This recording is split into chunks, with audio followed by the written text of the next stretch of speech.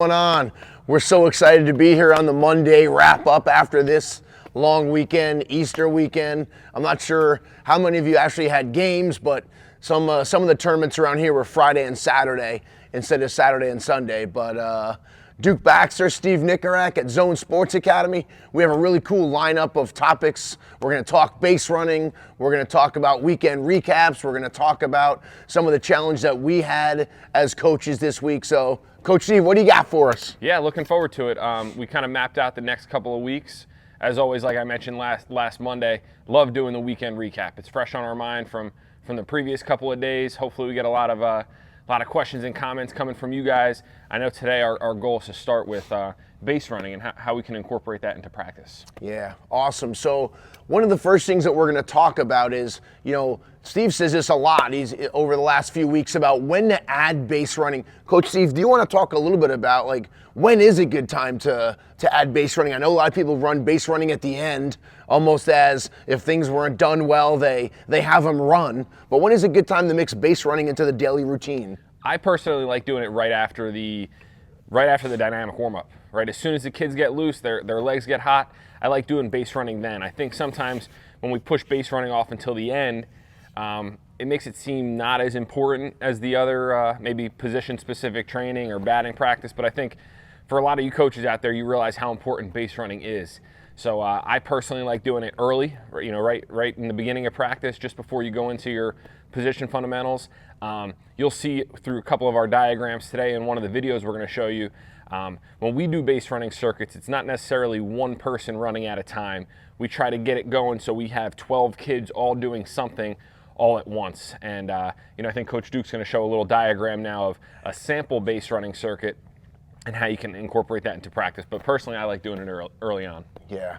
So we're going to pull up a little drill card that we have right here for you.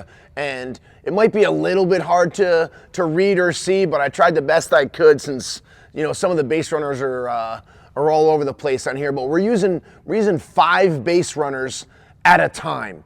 So you have base runner number 1. You'll see there's actually a tee and there's a ball on that. And what he does is he hits the ball. As soon as he hits the ball, he takes off and runs to first base. There's a guy behind him that as soon as the ball's hit, he actually rounds like he hit a double, and he goes from home to second.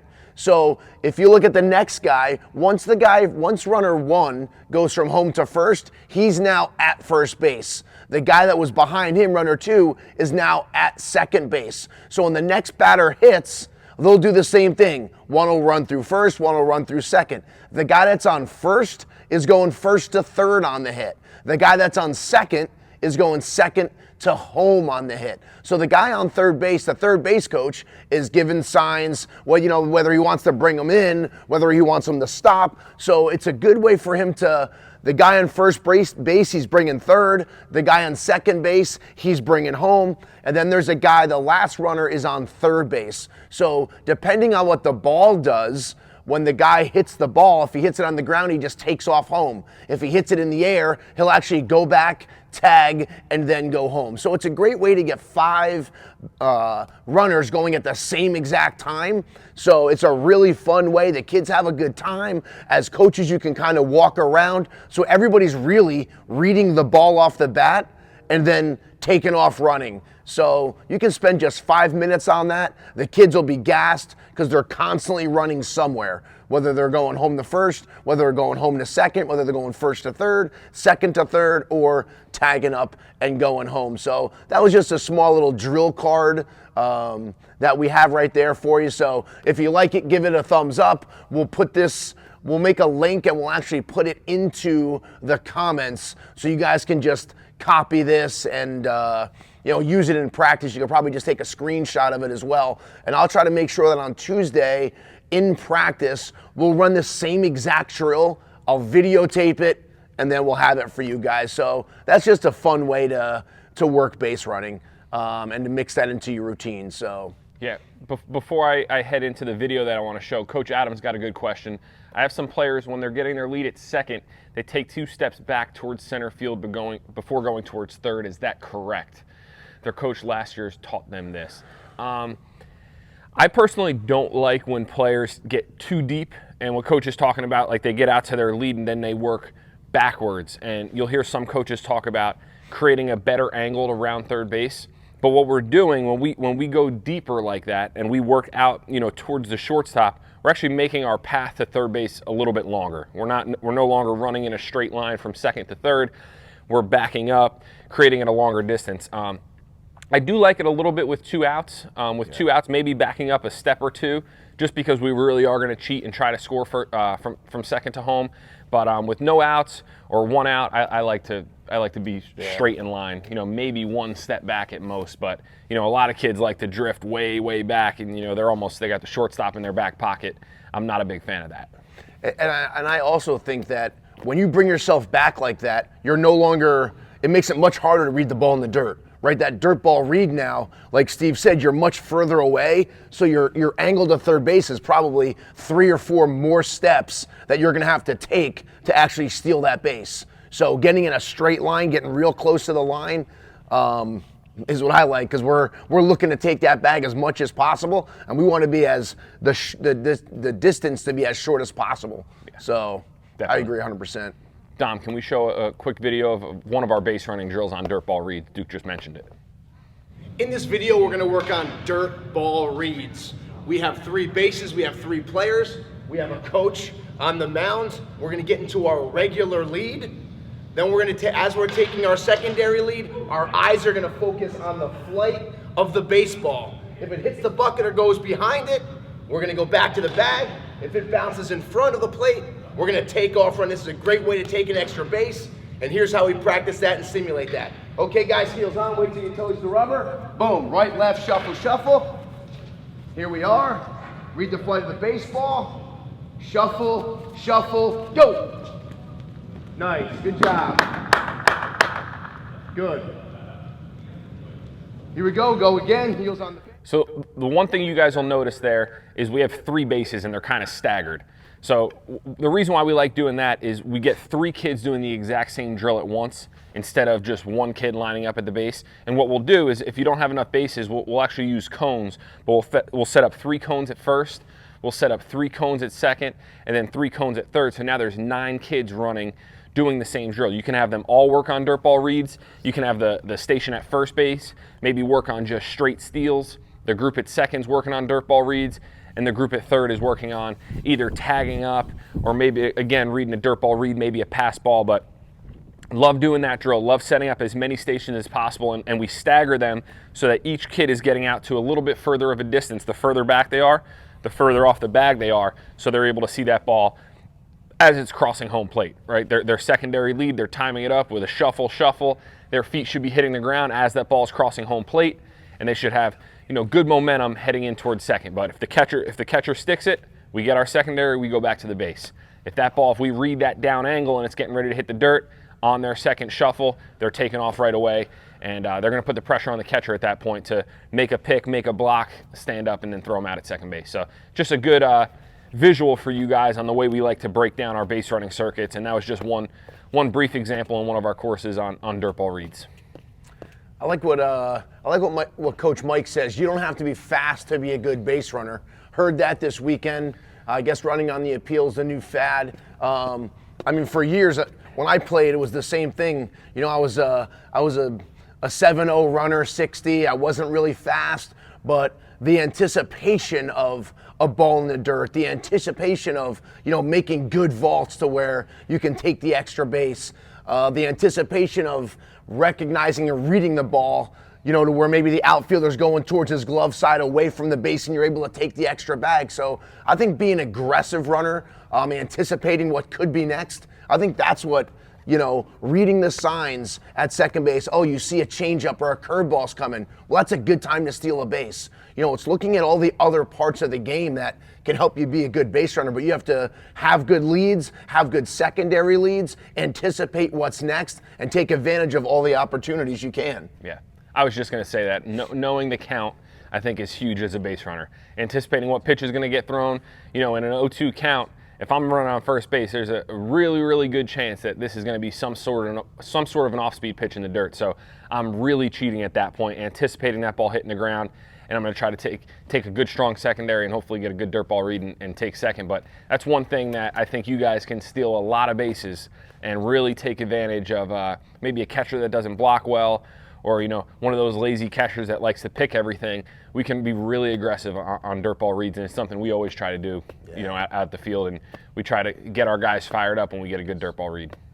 So we have Coach Minkus. Hello from Chicago suburbs. I have a 9-10U league team. Some kids are pitching for the first time and they have smaller hands and can't grip with 2 fingers and their thumb. How do you suggest teaching throwing grips for kids who need to throw with 3 fingers? So what Coach is talking about is the fact that their fingers are too small to get a 2-finger grip to where their fingers can be nice and close and get that good tight spin. They have to use 3 fingers. Well, one of the things that I would suggest and recommend is making sure that their thumb is still on the bottom. If they have to use 3 fingers, which is fine for the little guys, make sure that their thumb is not sliding to the side and they're using all 5 fingers and they're actually throwing balls this way. Make sure if they're going to use 3, make sure their pinky's on the side, their thumb's on the bottom, so they can get that same exact snap that you would get if you were using 2 fingers. You're going to get using 3 fingers. Watch how my thumb's not moving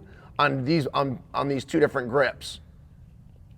So that's just a normal thing that you're going to get with some of the smaller, younger players, is the fact that they're going to have to go 3. And you can do the same thing with the grip still. I mean, you can still go 4-seam. You can still go 2-seam, with the grips and the different, types of grips on the pitches. But I think you're really just kind of talking about how to handle their grips. I would definitely also I would take a black Sharpie and make a straight line on the ball to make sure that when they're throwing it, you're seeing that line stay nice and tight. That means that they do have a good grip. That's the only way you're going to be able to get the ball to spin, head over heels, where the thumb's on the side. You'll see it moving all over the place. So hopefully that helped.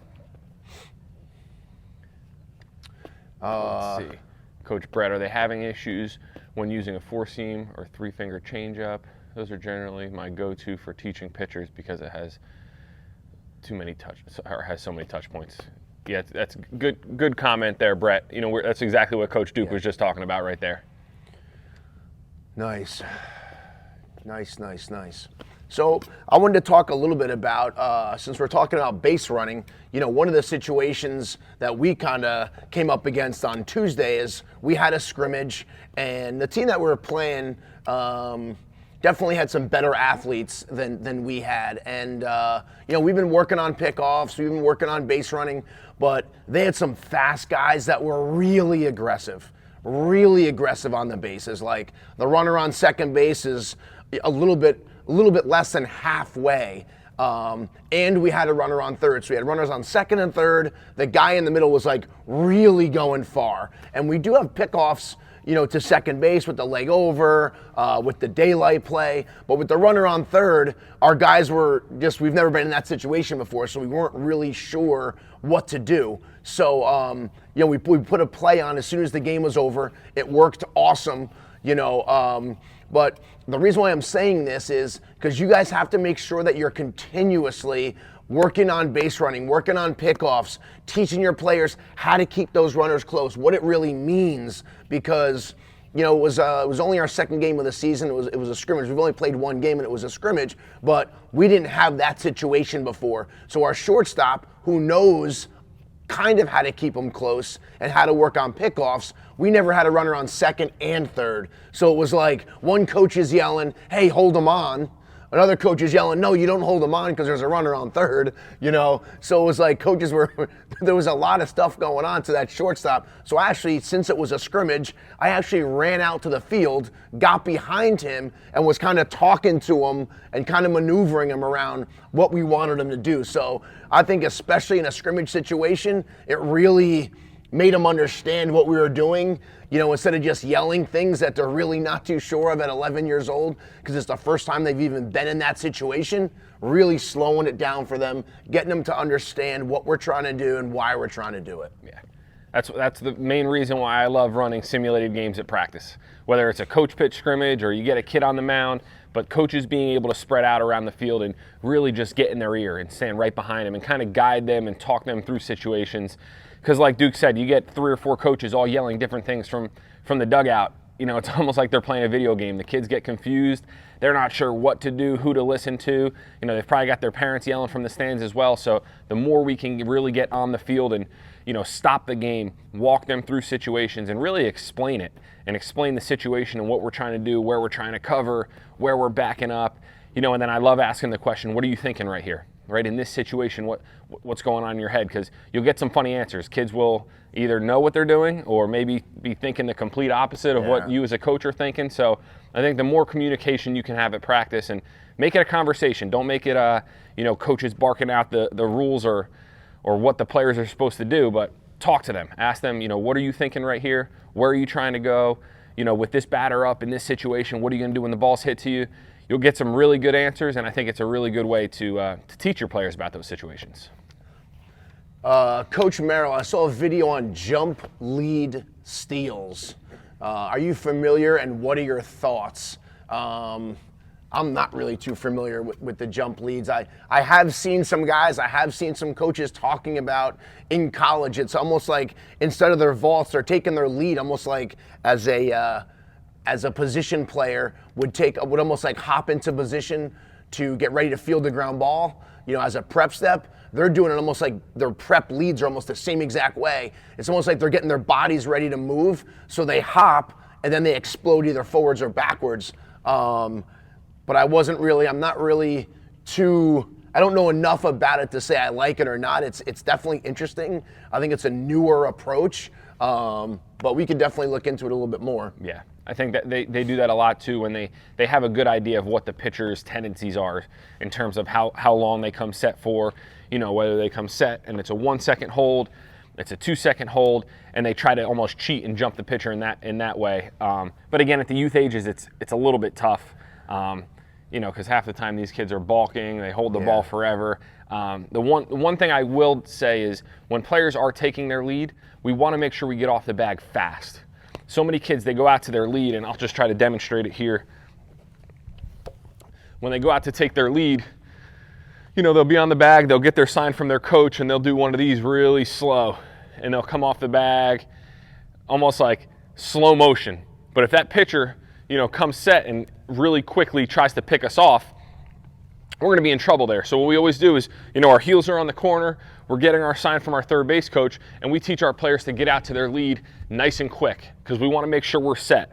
If that pitcher, you know, quick picks us and comes set here and does his A move and tries to pick us off and our feet are doing this, we have no shot to get back to the bag. So I'm a big fan of making sure we get off the base really quickly, right? Get out there, get out to your primary lead, and then from that position you can kind of gauge how far you are. But always remember your players' leads are going to be different based on their athleticism. So how far off the bag do we get? Well, it's 1 step in a dive. So, you know, your really fast athletic kids, they might be able to get further.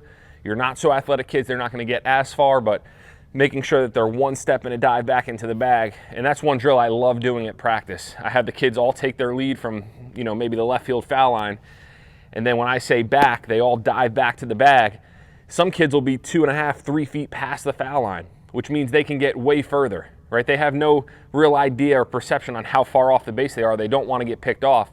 But our goal is that when we take 1 step in a dive, we reach out with that right hand towards the back corner of the base. If we're touching the front part of the base, we're good. But if in practice we're diving way past or we're getting back standing up, then we're definitely not far enough off the bag. Coach Knight, what's up, Johnny? Hey, Duke, I'm coaching 12U in Stewartsville. I'm trying to get the kids to control their throwing. Johnny, my son is having issues on throwing the ball far, and I wonder if you have any pointers. So when you say he's having a hard time throwing the ball far, does he not have the arm strength to throw far, or when he throws it far, the ball's going all over the place? I think that's very important. I think long tossing is a great time to work on arm strength, and also as you get further, your scope has to go up a little bit. As you get closer, your scope starts to go down. So as you're starting from close, you're actually backing up and then you bring it back. And that's a great way for your players to work on their consistency and changing, whereabouts they're actually throwing the baseball to be able to hit their partner in the chest. So, another drill that we did the other day in practice was we were talking to the outfielders about the importance of not trying to throw it all the way to the base. And that if you throw a rocket right through the cutoff, it's going to take one hop and go straight to the base. It's going to stay low, and it's going to go way faster than that outfielder trying to take the ball and throw it all the way to the bag. The ball's hit to the right fielder, the play's at third, and he's trying to throw this lollipop, and usually that's offline. They get in, but they get messed up hops, where if he takes the ball and guns it right through the cutoff guy, it's going to take one hop about right here, and it's going to take a long hop right to the third baseman for a catch and a tag. So, we worked on that a lot, and they didn't even think about, that. They were trying to reach it in the air, opposed to keeping that baby on a line and using the speed of the ball to get there even faster, especially if you're playing on turf. You see the big leaguers do it all the time. They make those rocket throws, and it almost like picks up speed as it hits the ground. Yeah. So, John, he just made a comment that his technique's not there. One thing I would recommend is during the throwing program, have your players work on their footwork that they would use in the game. I think so often kids go out and they just play catch, and they're sloppy. They're not really concentrating on hitting their partner in the chest. So one would be you can create a competition out of it, right? Duke and I like to play the target game. 3 points for a headshot, 1 point for anywhere from the waist to the chest. So anywhere in this area, that would be just our accuracy competition. But one thing I like to do, I'm just gonna have Dom switch the cameras to the middle one here. When we're doing our throwing program, once we back up to that long toss distance, maybe it's 90 feet, maybe it's 120 feet, actually have your players work on their footwork and that technique you're talking about on how they plan to make that throw in the game. So if I'm an outfielder, I might be working on playing through the ball, crow hopping or pro stepping, and then hitting my target. If I'm an infielder, I might be back here and I might simulate fielding that ground ball, getting a good shuffle in, and then firing to first base. But it's almost simulating the footwork they're going to use in the game in the throwing program. I think so many times kids, and we've seen it all the time, they just go back and they long toss, and like Duke said, they fire the ball way up in the air. They're throwing rainbows, and now all of a sudden when the game starts, they get out there, they have to make a good strong throw, they have to field it properly, get good momentum, have good footwork towards their target, and they haven't worked on any of it. So always try to play catch with a purpose before the game. I think that's really important. That's awesome. I know up a little bit, the coach was talking about, when players are getting big leads, teaching them to just step off. One of the things that we mixed in there that worked awesome was I was in my position, right? If I'm in my position, I'm getting ready to pitch, and there's a runner on second base, we have him coming set. If the guy is too far of a lead, as soon as the shortstop flashes his glove, we actually, instead of doing this move, we actually just had him step off and fire the ball right to the shortstop, and we gunned him out. So if this was the runner, the shortstop would just go like this. He'd let him hang out. As soon as he would flash, the pitcher would step off, gun him the ball, and he would tag him out. So that's what we put into play after the scrimmage, which I'm excited to see what happens next, because what happens sometimes is that runner on second base thinks he can go as far as he wants because there's a runner on third. But when you step off and you snap throw right there to the shortstop, once he tags him out, there's nowhere for the third baseman to go because he's so close. So that runner on third kind of gets shut down as well. So that's something that you can definitely use to work on. It's not really a play that most people do. Most people will do the leg over move, they'll do the spin, that sort of thing. But just stepping off and firing worked awesome on the 50-70 field.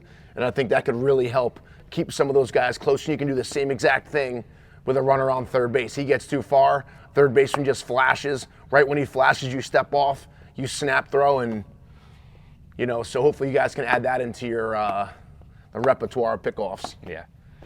We got a good one from Coach Dottie here. Coaches, can you discuss the minimum play requirements for Little League 8U? How would you rotate the players while keeping them in the appropriate position? Really good question there. We talk all the time about the importance of creating those pregame lineup cards. And Dom, do you have the pregame lineup card template on there? We can pull it up for you. So what we like to do is we try to preset, at least the first couple of innings. So we have our batting order on the left. We try to preset at least maybe our first 4 innings on what position each player is going to play. Every tournament is a little bit different. So some might say, you have to play, 1 or 2 innings on defense and you have to get 1 at bat. Personally at 8U, I would recommend batting everybody. Have everybody in the lineup. So if you have 12, bat all 12. That gives you, your 9 position players and your EHs, so your extra hitters. I love doing that because then it's just free defensive replacements throughout the game. You're not worried about subbing players in, subbing players out.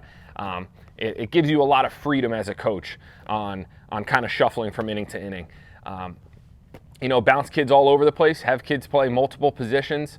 I think especially at 8U, not only is it going to help them, in terms of being more athletic, but it's going to help them understand the game from multiple positions on the field. Some kids just say, well, I'm just a shortstop. Well, as you get older, you might be playing some third, you might be playing some second, you might be playing some outfield. So I think at the younger ages, especially at 8U, give your kids an opportunity to play all over the place, especially in practice, and then do your best to shuffle it around. But I know Dom's looking for the lineup card here. We'll post it for you, but it's basically a lineup card template where it has the 6 innings across the top, it has the batting order on the left, and you're just filling in the positions for each player. This way you don't have the kids grabbing on your pant leg, wondering where they're playing, every inning. They see it right on the whiteboard there. You can use a dry erase board. Coach Duke loves to use our baller board where, we have it hanging on the fence and it has the little magnets on what position they're playing the next inning. And it's just a great way to keep the kids engaged. Every inning they're looking at it. And again, they're not pulling on your pocket every inning wondering, Coach Duke, where am I playing next inning? Yeah, that's good. Sonny, what percentage of your instructions for baseball players versus fast-pitch softball players? I know that the hitting styles are very similar, with the exception of slapping, where we're talking about 2 different defensive sports. Fast pitch is small. Yeah, I mean, at the end of the day, we still teach the basic mechanics and fundamentals the same with baseball and softball. You're right, they don't have time to double shuffle or, but because the game is much closer, it's faster. But we still teach all the same stuff, the backhands, the 3 different types of backhands, when to move through one, when to backhand and throw, when to backhand and shuffle. So it also depends on the runner though. There's a time where if you get that hot shot at you, you can double shuffle and still throw her out by 2 or 3 steps. So the game itself, it's not every single time you throw, you have to, it's only a catch and throw. It can be a catch and a shuffle. I catch that forehand, I can regroup and throw. I can throw on the run. I mean, the other day I saw in college, they turned a triple play. So I mean, yes, the game's closer, but there's still time to do everything that you need to do. You just need to be able to make sure that the players are as efficient as possible. But absolutely, fast pitch is such a fun game. We love teaching softball as well. So thanks so much for. Well, it's funny. Duke and I went out to watch a high school game last week, and there was a bunch of girls on both teams that we train, and they were playing against each other. And the third baseman on the one team, we were working some double plays probably 2 or 3 days before, and she looked at me. She's like, "We never turn double plays in softball." And that exact game, there's a runner on first. She got a 1-hop rocket right at her. They turned 2, and she was out by two full stride lengths. So it does happen. It's not as often as it does in baseball, but all of those situations happen. So, again, with the exception of pitching, slap hitting, certain situational type defenses, the games are very similar. I like this one. Coach Tom, 11U coach in Wisconsin. We had snow this morning. 11U majors, when and how to start calling pitches. We throw 4-seam, 2-seam, and changeup. Should or how should we call pitches and locations? I mean, I think there's a lot of ways. If you talk to Brandon, who's AAA with the Giants, he talks about, he likes when catchers actually, call the pitches. I think that, the pitchers need to talk to the catcher about how to call pitches and what you're looking for and tendencies and stuff like that. But, I mean, they're going to make mistakes. And at the end of the day, the pitchers aren't always hitting their spots at 10, 11U anyway. So you may call a changeup down and he leaves a changeup up here and the thing gets whacked. But I think there's a lot of ways to send signs in. Some people will go like, they'll give the fastball sign and then they'll call the location. So I want a fastball in, I want a fastball out. So there's ways of doing that. People have the wristbands. A ton of teams are just using the wristband and it has it on there. So a 5-1-3 is a fastball inside. And there's like I guess 6, 7, 8, 9 different codes for that same exact pitch. But that's a good way. You can also go based on, different visual signs. This is a fastball, this is a changeup, this is a curveball, or 4-seam, 2-seam, and it's a 4-seam in, 4-seam out, 2-seam in. So there's a lot of different ways that you can relay it in. And always remember this, try to keep it simple, and remember the other coach doesn't know your signs. So you can make it simple, but it's only simple to you because you know what the signs are for you and your catcher. Some guys try to make stuff so in-depth and so fast that the catcher doesn't know what the heck's going on because he's trying to make sure the other coach doesn't pick up their signs. The next thing you know, your own kids aren't getting the signs. Yeah. I know during the summer, my brother Mike, he was on here a couple weeks ago with us, but he was coaching with me and he was working with our pitchers and our catchers, and in most situations he let the catcher call the game. But we did have a set of signs for a certain situation where he really felt strongly about, all right, we need to throw this pitch in this situation. Or maybe it's a tight game late in the game and they've got their 2, 3, 4 batters coming up and he felt like he could help out our catcher. But we love talking to our catcher in between innings. All right, what were you thinking right there? Why'd you call that pitch? And so often coaches start yelling at the catcher for calling the wrong pitch, but not realizing that maybe the pitcher missed his spot by 1.5 feet and hung a changeup when the catcher called for it down and away. So always have that open line of communication in between innings. Talk to your catcher, talk to your pitcher about what to call in certain situations, what to throw, why we're calling certain pitches. And then, I don't think there's anything wrong with, having that set of signs, as simple as they might be, for those situations that you're going to need them. Because there's going to be times where you might not trust your catcher to make that call late in the game, and you want to have a sign system set in place. That's good. That's good.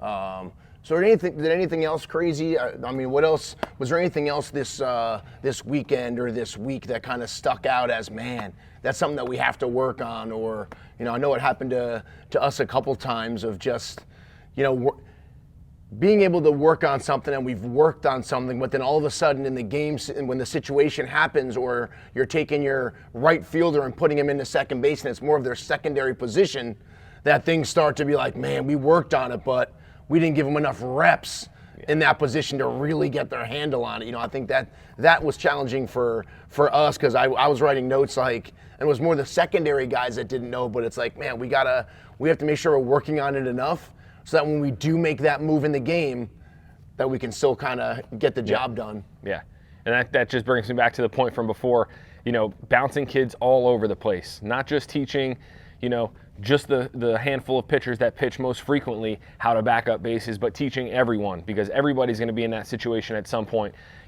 on where to position themselves, where to back up, where to be. And I think you're just creating a better baseball IQ for all of your players, better baseball and softball IQ, when you can teach them how to move, where to go. Everybody should know what each player is doing, because everybody's going to have a job on each pitch. It's not just, oh, well, that ball's hit to left field and I'm playing right, so I'm not going to move. What you say the other day when we were shooting videos, I think it was the triple B ball. Who's on the bases? How many outs are you mean that one? It was. And then where am I backing up? Right. I thought you said it was like the triple B or something, but it was so good because it's just 3 simple steps that you can ask yourself before the balls hit to you. All right, where am I going to go when the ball's hit to me? Who's on base? Right. What's the situation? But I think the more we can teach these kids the kind of the game within the game. Not necessarily where do I have to go when the ball's hit to me, or, what position do I have to back up, or what base do I have to get to, but, I should know where everybody's going on the field, and I should always be able to kind of bounce from position to position. Another thing that we're going to do that Coach Steve and I made were baseball IQ cards, and it's super cool. There's 6 different fields. It shows who's on base, how many outs, and then it shows where the ball's hit.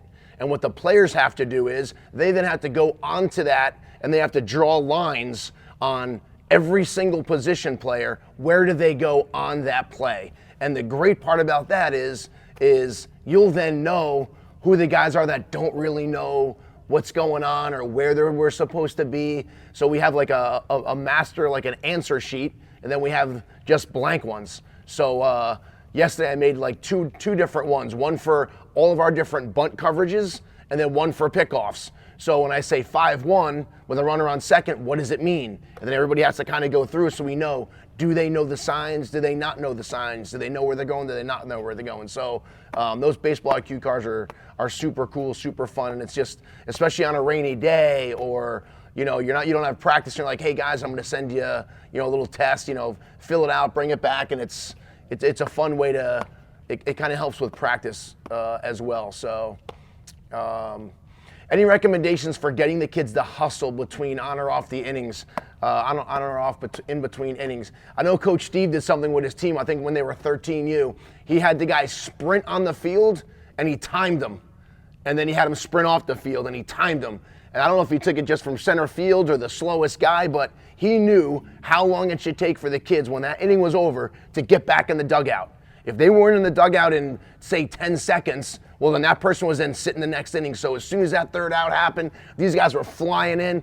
And think about what it looks like to the other team. It looks like these guys can't wait to hit. Let's go, guys. They're racing to the bat rack. Or once that third out's made, boom, sprint on the field. Let's go play some defense. Let's go. So it just brings out that hustle. It just shows like, wow, these guys they're hungry. They're aggressive. They're, if you strike out and you're the third out of the inning, go get your glove and get your butt on the field as fast as you can. It's not time to sulk and this and that, because you only have 10 seconds to do it, and the clock's on. As soon as that third out's made, boom, you have 10 seconds. So that was a really good way. And explain to them why you want them to hustle. For all the same things that I just said. We hustle because we want to show that we're ready. We hustle because we're ready to go hit. We want to score some runs. We want to, get back in the dugout for our pitcher so we can put 3 runs on the board. Those sort of things. So explain why you want them to hustle, and then force them to hustle with some tips and tricks that Coach Steve had. So that worked really well. Yeah, that's really good. That's one of those things that you have to do. You have to set the tone on the first day of practice and tell our kids, I don't care if we're up, if we're down, if the game's tied. This is one thing that we are always going to do as a team. We're always going to. You can control your attitude. You can control your effort, and that's all part of it. Your attitude, your effort, regardless of how the game's going, we will sprint on and we will sprint off the field every inning. And if you don't, you're just not going to play. There's not going to be any yelling or screaming. That's just one of our guidelines that we set on day one, and that's how we're going to play. Yeah. Let's go. One more question. Joey Bass says. As your kids get into 9 and start pitching, do you start your kids warming up from a knee, flicking the wrists, etc.? What do you guys do for warm-ups?